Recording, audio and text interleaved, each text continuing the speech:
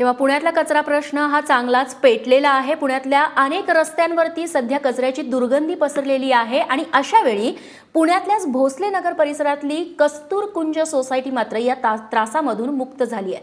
नेमकं काय केलंय या सोसायटीनं पाहूयात।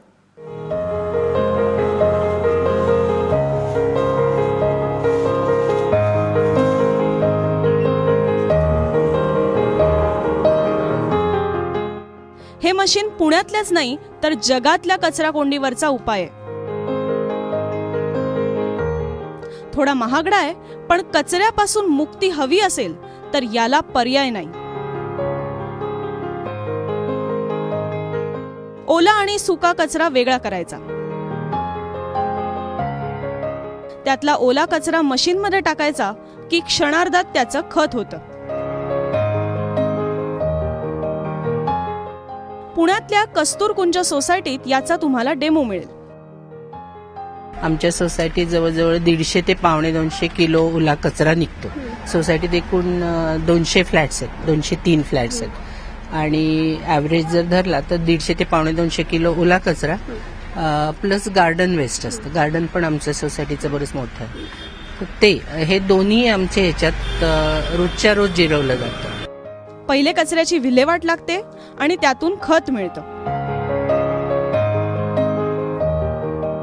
त्याच खतातून ही कस्तूरकुंजची बाग आज फुलली आहे। आमची जी कपॅसिटी आहे ह्याची ती 250 किलोची, तर हे मशीन आम्हाला 8 लाखाला पडलेलं आहे।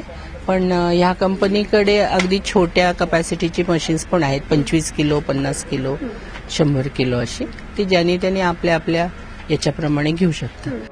कस्तूरकुंज सोसायटीचा हा प्रकल्प पुण्यात आता एक नवा आदर्श ठरलाय। ज्या सोसायटीमध्ये कचरा जिरवण्यासाठी जागा आहे तिथंच तो कचरा या ठिकाणी जिरवला जात आहे। तरी महानगरपालिकेला या कस्तूरकुंज सोसायटीचा एक आदर्श घेऊन आजूबाजूच्या पूर्ण ज्या सोसायटी आहेत त्यांनी पुढाकार घेतलेला आहे आणि हे पण आता नवीन प्लॅन बसवण्यासाठी प्रयत्न करत आहेत। रोजच्या रोज अक्षरशः 250 किलो कचरा या मशीनमध्ये जिरवला जातो आणि त्यातून तयार होणारं खत हे सोसायटीची बाग फुलवण्यासाठी वापरलं जातं। कस्तूरकुंज सोसायटीचा आदर्श पुण्यातल्या इतर छोट्या मोठ्या सोसायट्यांनी डोळ्यासमोर ठेवला आणि त्याप्रमाणे काम केलं तर कदाचित येत्या काही काळात पुण्यामधला कचरा कोंडीचा प्रश्न सुटेल अशी अपेक्षा करायला हरकत नाही। कॅमेरामन अमोल गव्हाळेसह भक्ती बिसुरे, एबीपी माझा, पुणे।